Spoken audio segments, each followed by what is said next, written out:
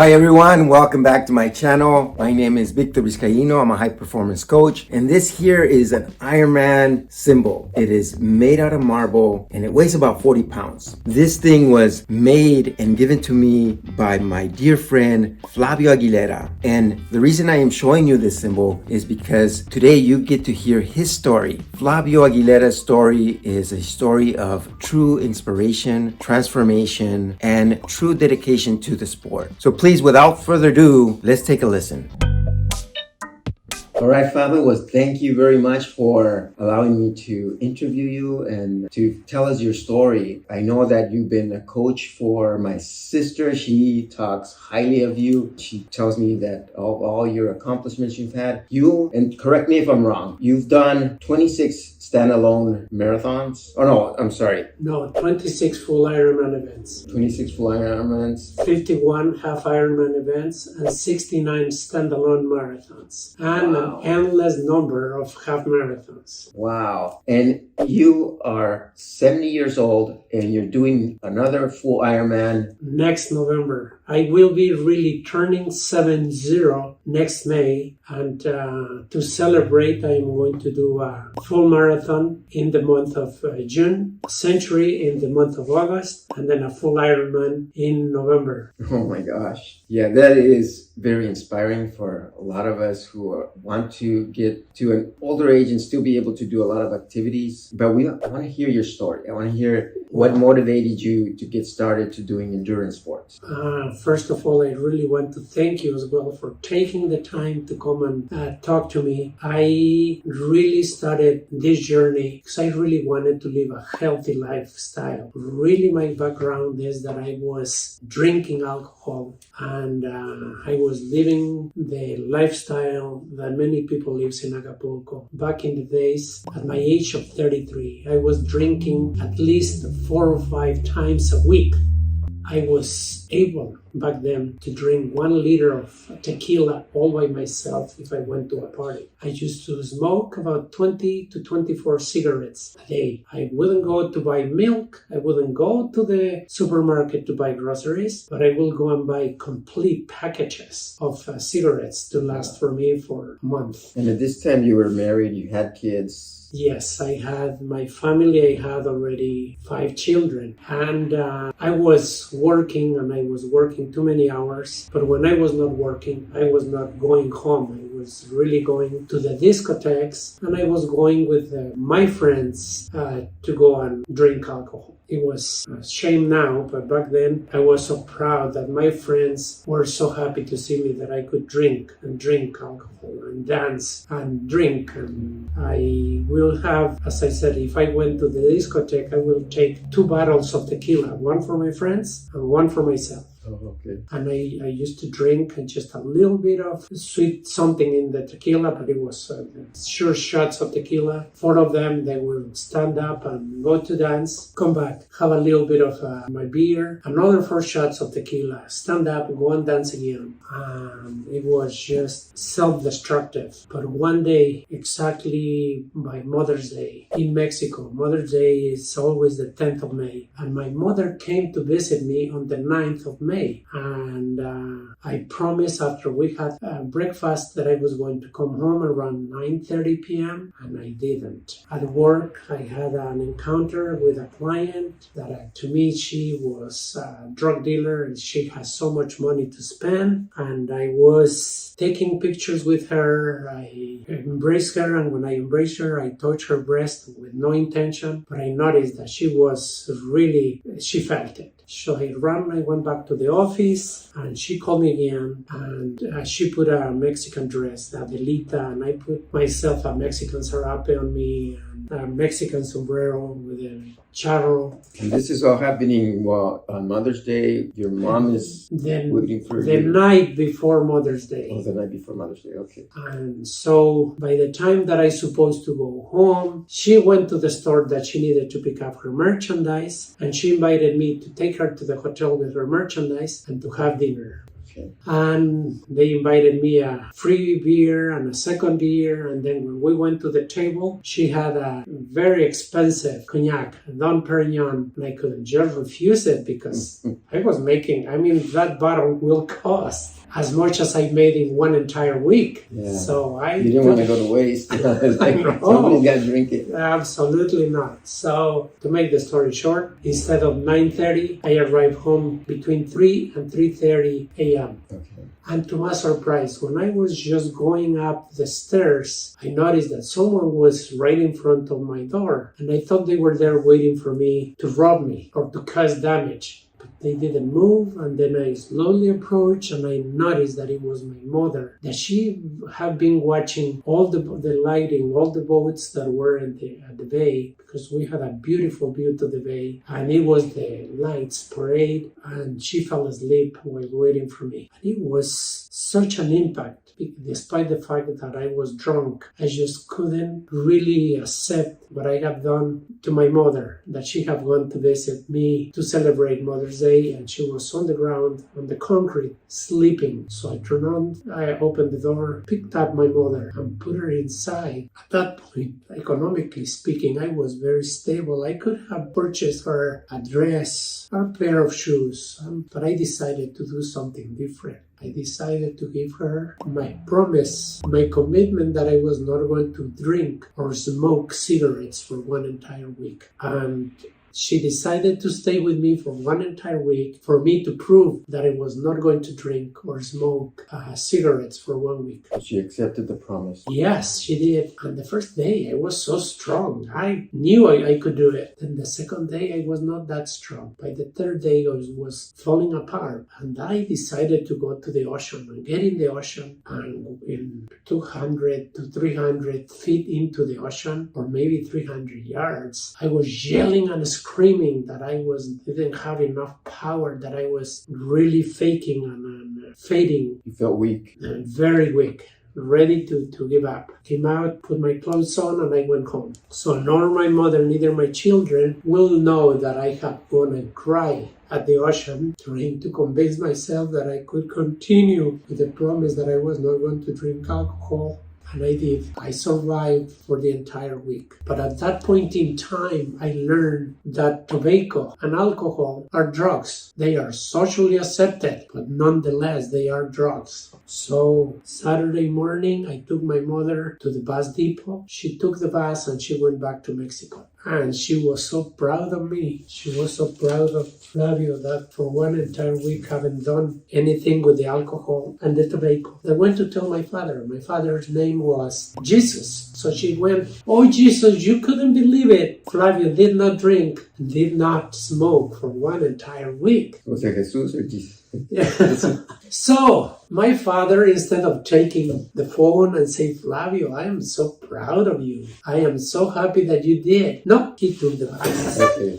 So your dad took the bus. And this is about 300 miles, maybe more than 300 miles from Mexico City to Acapulco. And he landed in Acapulco on Sunday morning, and he called me. He says, "Flavio, can you come and pick me up?" "Where are you?" "Well, I'm at the bus depot." "Well, I'll be there." So I got there and I said, "What are you doing here?" He says, "I came to congratulate you because your mom told me that you haven't smoked and you haven't drank alcohol for one entire week." And I said, Dad, let me tell you something. Last week, I did it for my mother to celebrate Mother's Day. But I am going to do this week for you, for all the things that you have given me throughout my life. So I am not going to drink alcohol, and I'm not going to smoke cigarettes for another week. And if the first week was hard, the second week was even harder. My body was fighting, wanted me to smoke and wanted me to drink alcohol. And I must confess, I took the bus, even though I had a car. One day I took the bus, because back then in Mexico,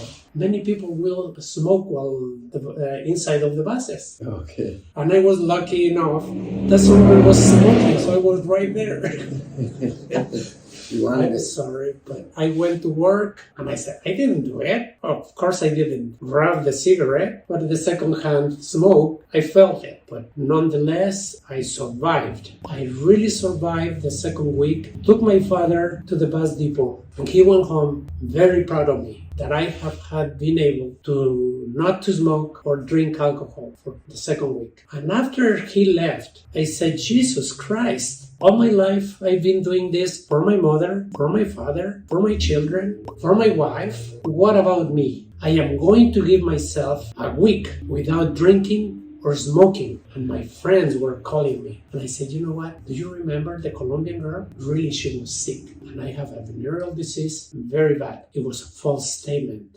But I wanted to have an excuse. I said, I'm taking a very strong medicine. I can't drink right now. To make it more social. So the third week went by and they were looking for me. At the end of the week, well, it's Social Friday, Mr. Aguilera. I said, no Social Friday for me. Guess what? I just signed up for a 5K and I'm going to do it. So I can smoke, I can drink. And I did the first 5K in my life ever. That really, I ran 3 miles. And then my father came back because I had promised that I was going to take him to go to Guadalajara, which was the capital of the state where he was born. Okay. And he had never been in Guadalajara. So we went. Unfortunately, coming out of Guadalajara, going to the ranch where my father and I were born, we had an accident. There was diesel on the floor. It was raining, got very slippery. My van was just swinging, and I touched a semi-truck. The semi-truck driver was so scared, steered against me and kicked me out of the road for about 140 feet away from the road and about 45 feet deep. Oh, so it's nothing an embankment, yes. A cliff. I broke 2 of my ribs. I had about 2 inches cut in my face. My father had 9 broken ribs. Why? I don't know. But they took me to one hospital and they took him to another one. And I asked the day after the doctor to release me, so I needed to go and look for my father. And he said, you should not go out because you're in a very bad condition. One of your ribs broke and it went inside your body and it could damage one of your vital organs. I said, doctor, I need to go and look for my father. But you need to sign this document where I'm telling you that you could die. And I signed the document and he said, the only thing that he said is, if I could give you a word of advice, is buy a bag of balloons and blow them. Okay. So it will force your rib to go out. So the lungs kind of push the ribs back to place. So I was doing it for several days. But it's excruciating pain that you're going to feel when you do something like that. I was not lucky enough because 4 days later, my father passed away. He didn't survive. And I had promised to him when we were driving that I was going to do a full marathon for him. So I didn't know that going from 3 miles to 26 miles. It's hard. It's extremely hard. But nonetheless, the accident was in July. On September 21st, I ran my first marathon. Where was that first marathon that you ran? It was the International, Mexico City International Marathon. Wow. Up in the altitude in Mexico. Do you remember the year, by any chance? I think, I'm not positive, but it could be 1991 or 1990. Okay. And I was positive for the last 2 months, the previous 2 months, I was positive that I was going to go back and have a beer, have alcohol, and more cigarettes after the marathon. Like a celebration. I already have fulfilled my commitment to my father that I was going to do a marathon. Then I could go back to the stupid life that I was living in. But the day after I said, no, I'm dummy, but not that dummy. How come if I already was able to disintoxicate my system, why am I going to intoxicate it one more time? So if I detox, I'm going to stay detox. And I signed up for another marathon, and then another one, and then another one, and another one. And there was no return. So time went by, Victor. And then someone told me, Flavio, if you really want to get better with your running, you need to start putting at least once a week some bike riding. It will develop the muscles that the running are not. Wow. And I did. I went and I bought the bike and I started riding my bike. Cross training. And then I was in Acapulco. I used to swim all the time, a little bit. So one day I saw in the newspaper that there was going to be triathlon in Acapulco. And it was the Olympic distance. And I noticed that it was only a 10K on the run and it was 18 miles on the bike, and I was doing much more than that, so I signed up for it. Oh my God, what an experience. Even though it was much shorter, it was very demanding, but very fulfilling. You had fun. And I was hooked. Not only I had fun, I said, this is exactly what I want to do for many years to come. Nice. And here I am, about 37 years later, and keep on doing it. That is awesome. Yeah. What has been your favorite race so far, or favorite destination? There is absolutely no doubt, Victor. I have been in 4 different continents. I have been in 32 different countries to do all these full Ironmans and half Ironmans. To me, Cozumel, Mexico, is the most beautiful and the best destination for an event. Oh, awesome. And do they have both a half and a full? They do have both. The half is in September, the full is in November. Oh, nice. Beautiful. And I'm talking about the people. The people is so beautiful. You are on the bike and they are all along the course with tropical instruments playing for you. Not every 5 miles or 10 miles. It's people Everywhere. right behind them. Yeah, everywhere. And if they don't have tropical instruments, they get pots and pans and they are making noise. And if they don't have tropical instruments or pots and pans, they grab the empty bottles, they put sand in it, and when you go by, they go, vamos, go. It's crazy. Experience. And then you start the run, and it's flat. Please understand, like Cozumel is flat. It's about 92 feet elevation for the entire 112 miles. 92 feet, nothing. But then you go on the run, and it doesn't matter if you are the elite or the very last participant. There's people all along the course cheering at you.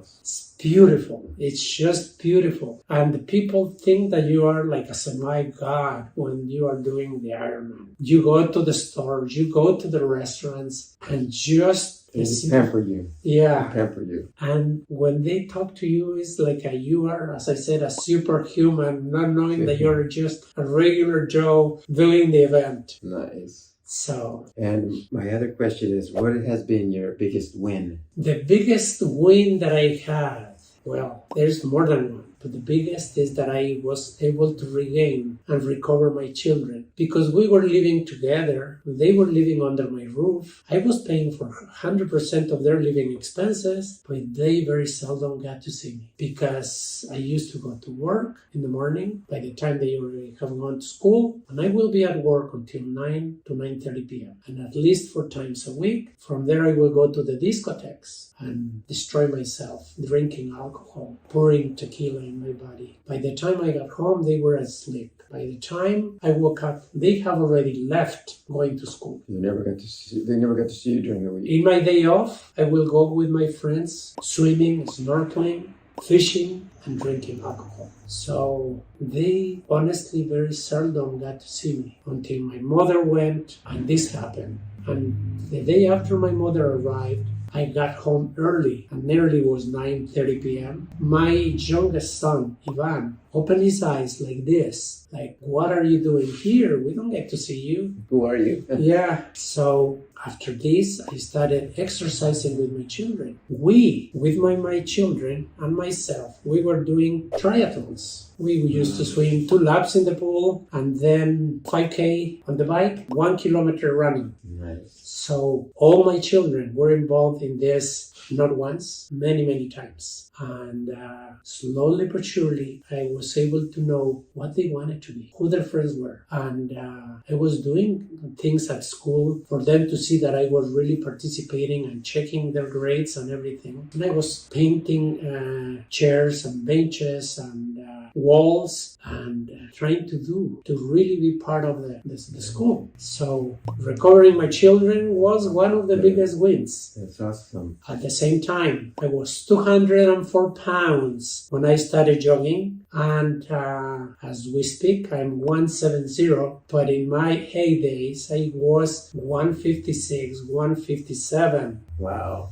So do you remember how long it took to lose that weight, the 204 pounds? Was it like... It was on average probably 3 years, 4 years. Okay. When I started, because at first I was able to run a 5K, then a 10K, then a half marathon, then a full marathon, then faster, then longer, then faster, then longer. Yeah. And I was doing sometimes one marathon a month. Wow. So in addition to the training, and once I stopped drinking alcohol and going with that routine and with the Acapulco weather, I was shrinking and shrinking and shrinking. It feels like you used the endurance sports to also improve the rest of your life. Like that was being... By all means, there is absolutely no doubt that when you are good inside, you can be good outside. And you can be good at work, you can be good at with your family, with everybody that is surrounding you. And when you're poisoning everybody as well. So I had another question as far as what is your biggest challenge, and maybe you've already answered because it sounds like the alcohol was one of your biggest challenges. What are the biggest challenges now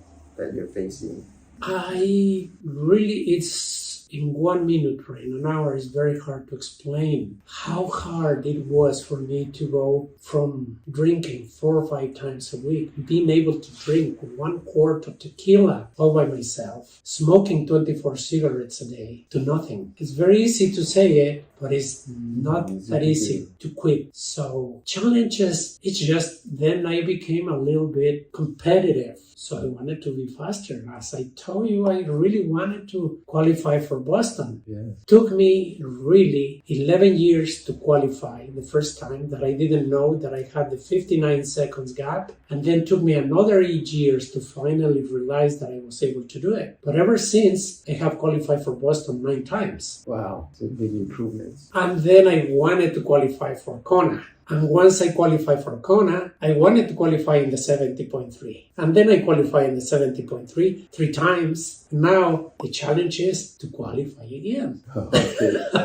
So is that what you would say that would be the challenge? Is that you keep driving yourself to another different challenge? And Yes, but not only that. Then I learned that not only my children are my family, that I have brothers and sisters, that they don't have the means to do what I do. So another challenge to me was to start bringing my family into the sports. Okay. And I'm very happy to tell you that during the pandemic, I took all my brothers and sisters to Monterrey, Mexico, to the 70.3 half Ironman in Monterrey, Mexico. And my brother Antonio, my brother Chuy, my sister Guille, and I were participants. And my other sisters were spectators. Oh, that's awesome. So as we speak, I am going to go to Pucón, Chile in January to the 70.3, to the half Ironman. And my sister Guille is going to go with me. And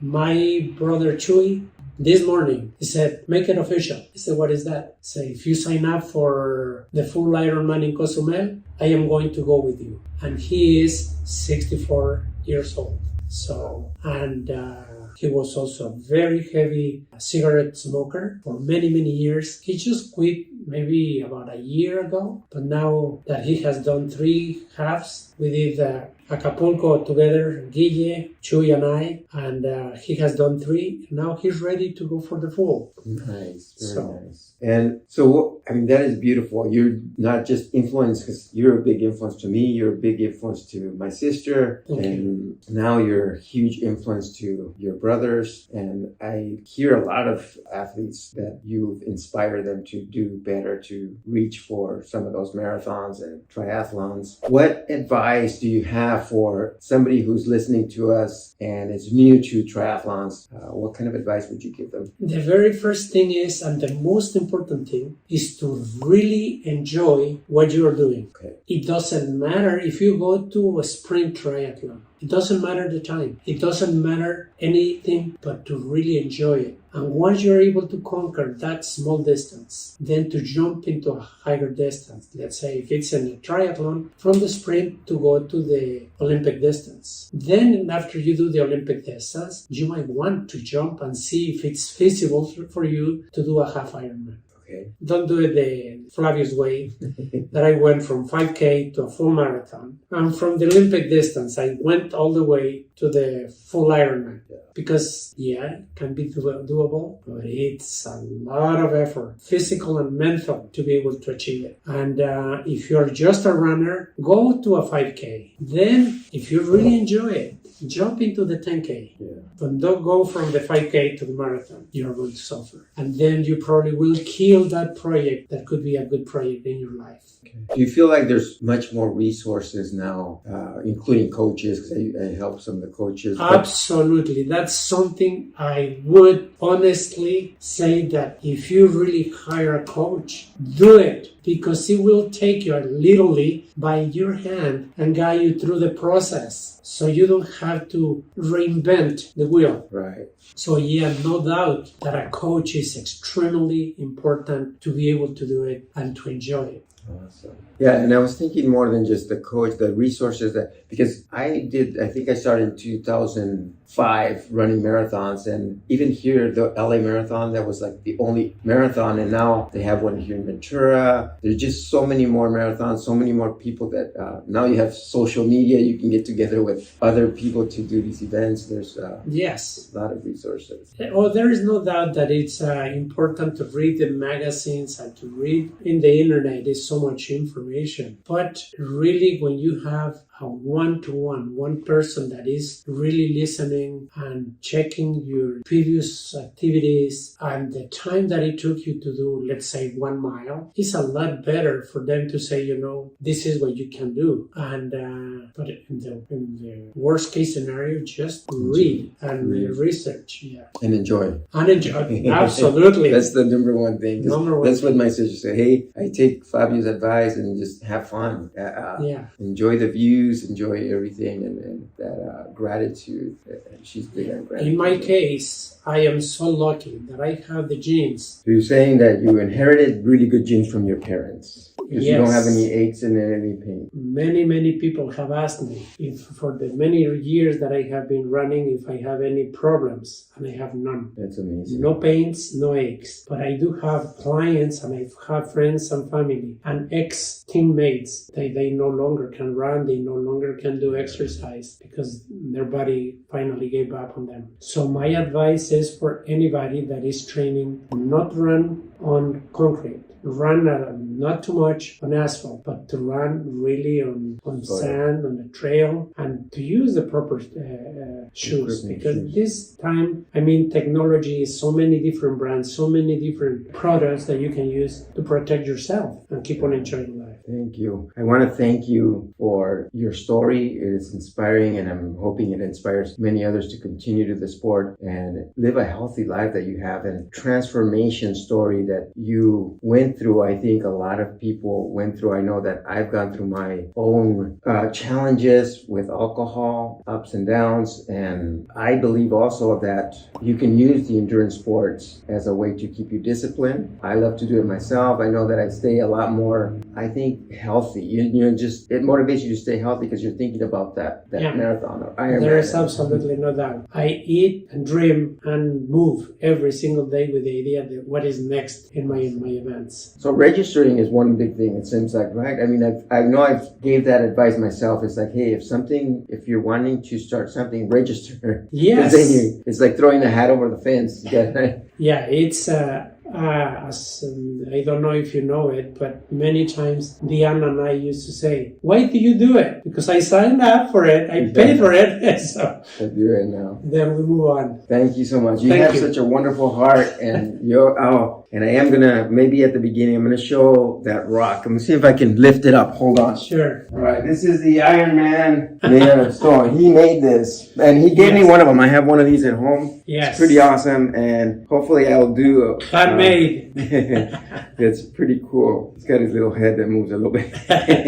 But yeah, he made one for me, and that's how I know he just has an awesome heart. So whenever you see him out there in the course, make sure to say hi to Flavio. He is a beautiful, beautiful soul. Thank you guys for listening. Please stay triumphant. Wow, I hope that story left you inspired to continue with your training or to start training for your next race. If you need a free 16-week marathon plan, you can download it for free at my website, eymcoaching.com. Also, if you have any issues or wanting some questions to be answered, you can schedule yourself for a free strategy session with me at the same website down below, eymcoaching.com. I'll be happy to meet with you. Also, don't forget to subscribe to my channel so that you can get more of these inspirational stories. Until next time, please stay triumphant.